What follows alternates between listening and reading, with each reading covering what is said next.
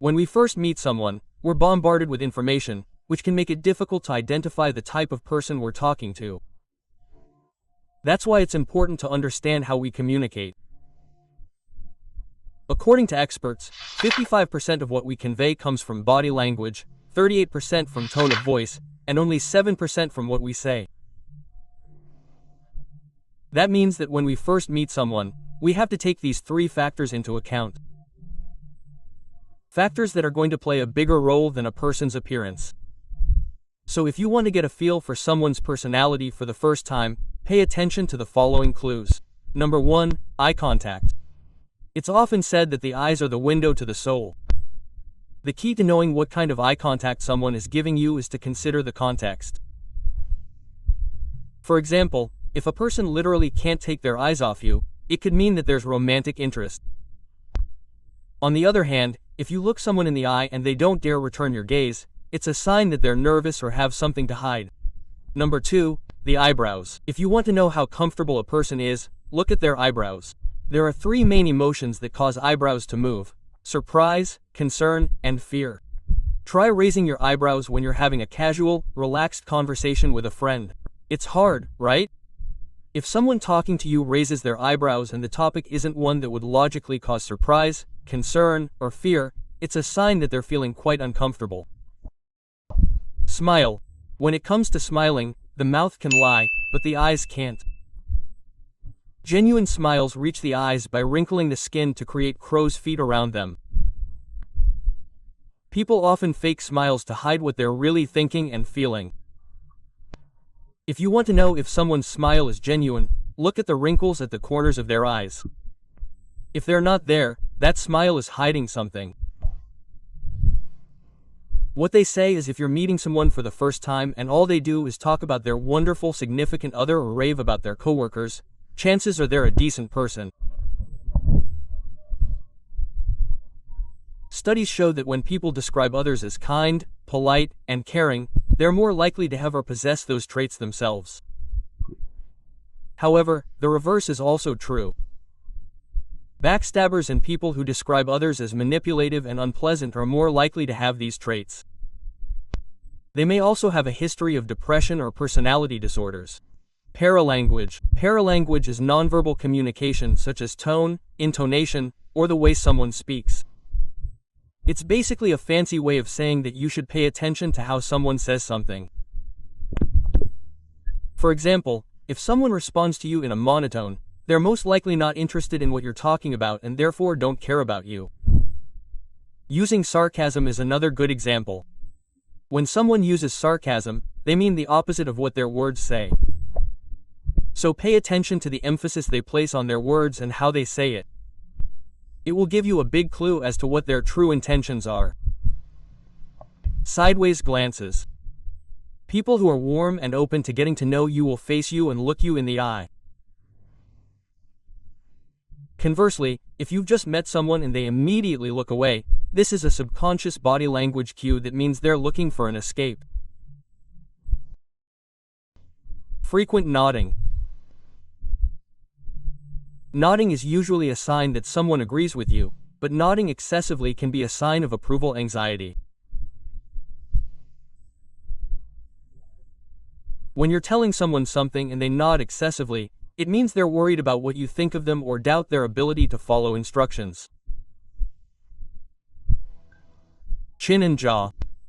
When someone is trying to make a decision, they tend to rub their chin.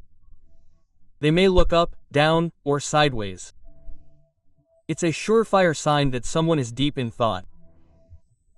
A clenched jaw is a sign of stress, regardless of what the person is saying. It indicates a significant level of discomfort.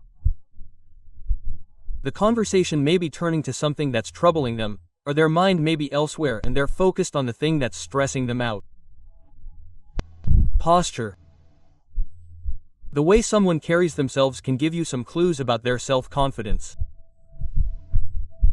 For example, if someone walks upright with their shoulders back and looking straight ahead, that shows they feel good about themselves and are confident. However, if someone walks with a hunched over slouching and looking at the floor, that gives a very different impression. Sure, it doesn't necessarily mean they have low self-esteem, but it's the message it's sending. Rubbing their hands together. The hands are thought to convey what the head is thinking. When a person rubs their hands together, it usually means they have a positive feeling about something. People often do this when they're hopeful that something good is going to happen in the future and they're excited about it. Handshake. A person's handshake says a lot. If it's soft and limp, they're likely to be submissive or a pushover. Too hard and crushing are likely dominant types. Length is also important. Too long is rare, but too short could indicate some sort of conflict. It's possible that the person doesn't want to establish a deep connection with you, but it could also mean that they don't have much time. Leaning in or away.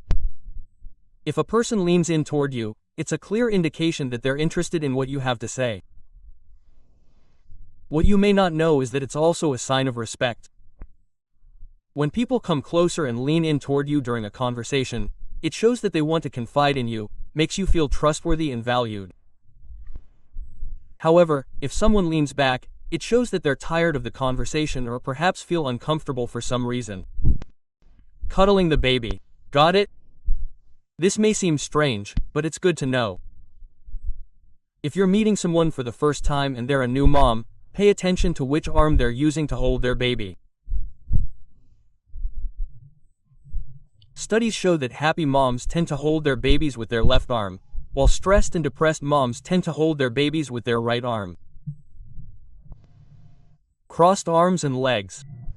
Have you ever had a conversation with someone who crossed their arms or legs while you were talking to them? Whether it's a first date or you're trying to introduce someone to a new idea, this is not a good sign. Crossed arms and legs are physical barriers that suggest the other person isn't open to what you're saying or is uncomfortable with the situation. Even if they're smiling and having a pleasant conversation, their body language speaks volumes. Psychologically, crossed arms or legs indicate that a person is mentally, emotionally, and physically blocked from what's going on inside them. Similarly, the direction of the feet is also a telltale sign. A person who likes you will have both feet pointing in your direction. However, if their feet are moving towards the door, it means they've had enough and want to leave. Shoes. A person's shoes can say a lot about their personality. We all seem to make judgments about people's shoes, but studies show that they're pretty accurate. Nervous people will wear new or very clean shoes. Calm people prefer uncomfortable shoes, and aggressive people wear ankle boots. Take a look at your footwear. Match your personality type to them. Now, some people are pretty good at reading signals that people give off. Others are so bad that they need someone else to tell them directly what the other person is thinking. Reading people isn't easy, but you can do it. It's a fantastic skill. Of course, everyone is different, so interpreting their words and actions may